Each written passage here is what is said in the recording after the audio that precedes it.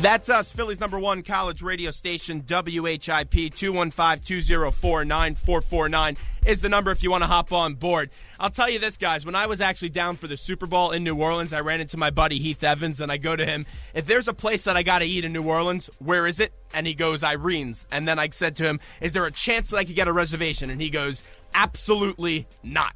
So I called up the place and I go, hey, this is Zach Gelb from WHIP. I would love to try to eat at your restaurant tonight. I'm in town for the Super Bowl. They go, we're out of reservations. And I go, oh, that's so unfortunate. My man Heath Evans referred this restaurant to me. They go, oh, you know Heath? And I go, yeah. They give me a seat right away. They sit me down, and actually the table next to me was NFL Hall of Famer Warren Moon. So with the NFL draft tomorrow night, let's welcome in the NFL Network analyst, Super Bowl champion Heath Evans. Heath, it's Zach Gelb, Chase Sr., and John Henry. How you doing? I am good, guys. Well, I'm glad I could help you out with the restaurant for sure. Well, thanks so much. That was a meal to remember, I'll tell you that. But you went in the third round of this NFL draft, the Seattle Seahawks draft. Did you take me back to your draft day experience and what you remember? It was a long day. Back then you had the first 3 rounds on the first day. And so you kick off and you're sitting there with all your friends and your family. And, listen, my agent, Pat Dye Jr., I think is probably the best in the business. And just because he always tells you the truth. And I think a lot of these young kids sit there with all these hopes and expectations because of lies that they've been fed by their agent. So I didn't have to deal with that. I pretty much knew where we were going to go, not team-wise, but kind of spot in the draft-wise. So it was a great day. I mean, obviously, a chubby white boy from Palm Beach, Florida, getting drafted that high in the NFL was something special, and obviously a special day for my family, and as well as my future wife at the time and everyone around us. Well, this is a long process, the NFL draft, and we had a few prospects on, and they talk about that interview process. And every year you kind of hear some bizarre question that comes out. A few years ago was about Des Bryant's mother. During your NFL draft experience, did any team ask you a bizarre question? You know what, I didn't. I think that the oddest test that I had at the time, the Giants had this 500-question test. And it basically repeated the same question about every 10 to 12 questions. It would just ask it in a different way. I think they were just trying to figure out if you were lazy, if you were going to actually reread through 500 questions and you were going to take the time to do it. I know most guys ended up just kind of Christmas treeing it because they just say, I don't want to play for the Giants anyway. But my interview process was very simple. I think the guys that get the tough, difficult questions are ones that they're really trying to figure out how they're going to respond to certain environments or to certain people or to having a bunch of money in their pockets. And I think, I grew up with a Marine. My character list was near perfect, if that's possible. And so I didn't have a lot of that nonsense to deal with at the combine, at the pre-draft interviews, or the pre-draft workout. Heath, Chase Sr. here. Since Jake Long was taken #1 overall by the Miami Dolphins in 2008, a quarterback has been taken with the #1 overall selection every year since. This year, that projects to be different as the Kansas City Chiefs already have Alex Smith in place as their quarterback. We've heard Luke Joeckel possibly going #1. Who do you see going #1 in the NFL draft come tomorrow night? It'll be Luke Joeckel or, the Eric Fisher. Whoever, I think whoever it is that they think is a better fit for what Andy Reid wants to implement there.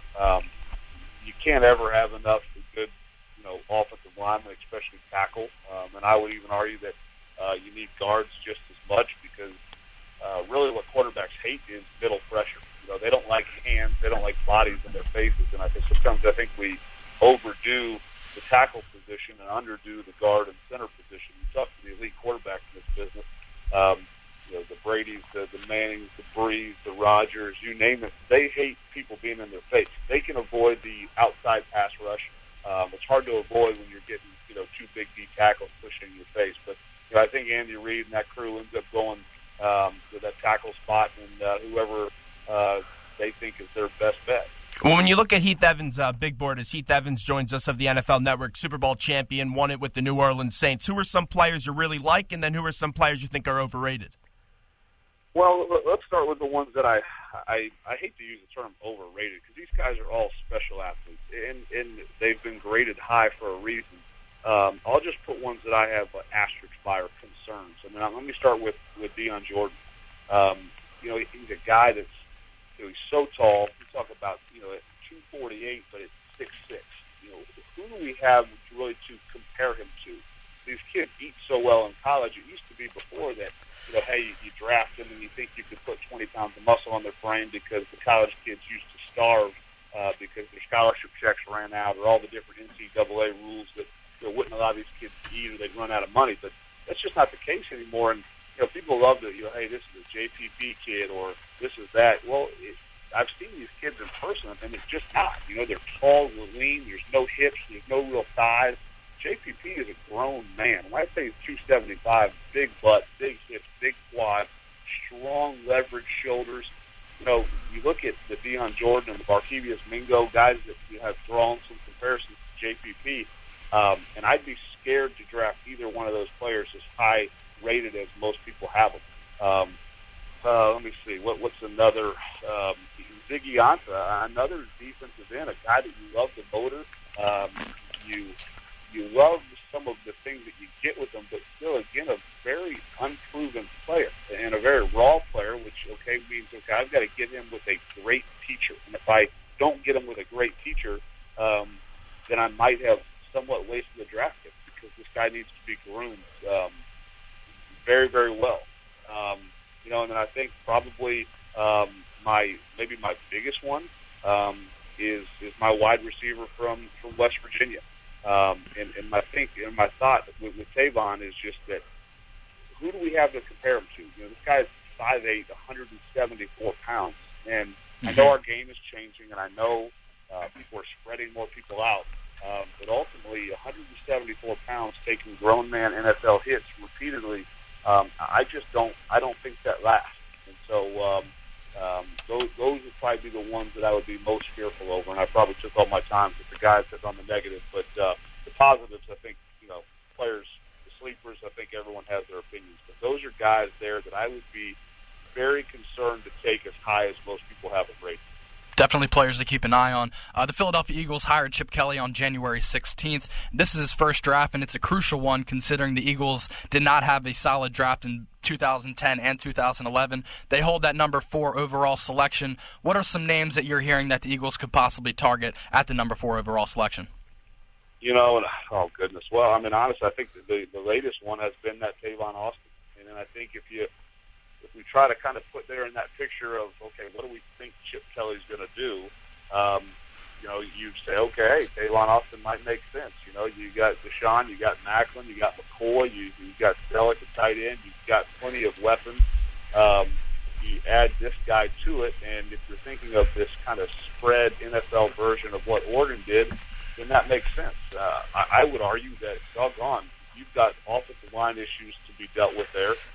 You've got a quarterback that's been beat to smithereens in Michael Vick. And so why not? I'm high on Chance Womack. I know it's a guard. People say, number 4.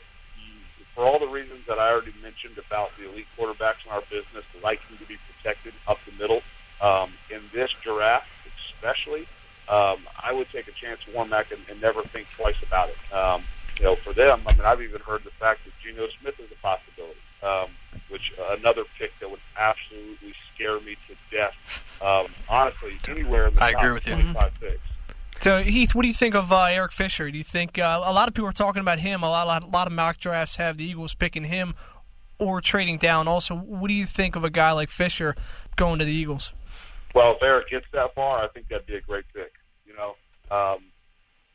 It's like I said, you can never have enough good offensive linemen, and I know Jason Peters is supposed to be back. I know that injury in Achilles at times takes time, so we'll listen to stockpile in that position. I'm fine with.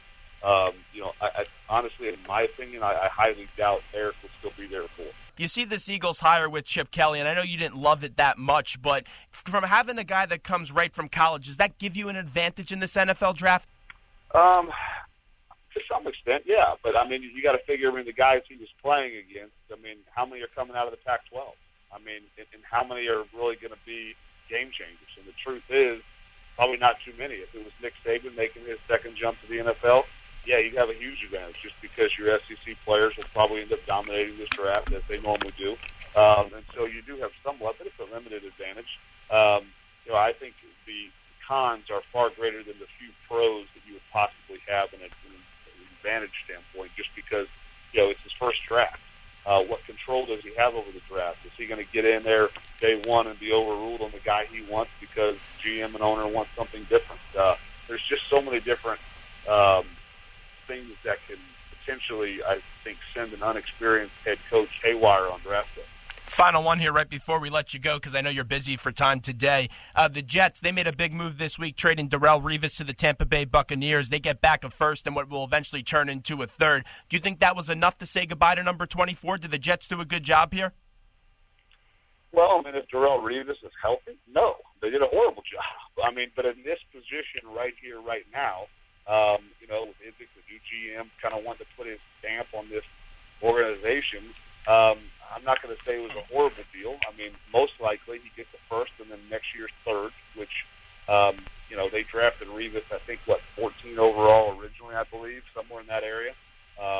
So you get a first and a third for that original pick, you did well. But if Revis is still a game changer like we expect him to be, then you look back on this trade eventually as the Jets being the Jets and just being dumb. Why do you think it was that Woody Johnson didn't want to go out there and pay Darrelle Revis? I know he has in the past, and every year a contract comes up, but it's just so odd to see a team that's so bad like the Jets trade their best player.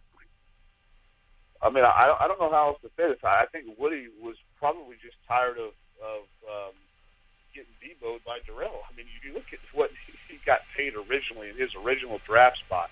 I mean, he made about an extra $15 million in the original contract than the player directly ahead of him and then the player directly behind him. So his original draft payday was completely out of whack. And then goes back to the table and re-ups and gets paid a huge contract again. He constantly kind of just made that organization, you know, his whooping boy. And I don't know if that had something to do with it, but truth be told, right now the Jets couldn't afford to pay Revis what he was demanding, and the Bucs could. Both sides seem to be happy with the deal. Both get to move on. I definitely think the Bucs got the better end of the story, but we'll see how it shakes out here in the near future. Heath, we appreciate the time. We'll talk to you along the way. Thanks so much, my friend. All right, guys. Heath Evans right there of the NFL Network. We'll take a quick break, and we'll be back right after these short messages.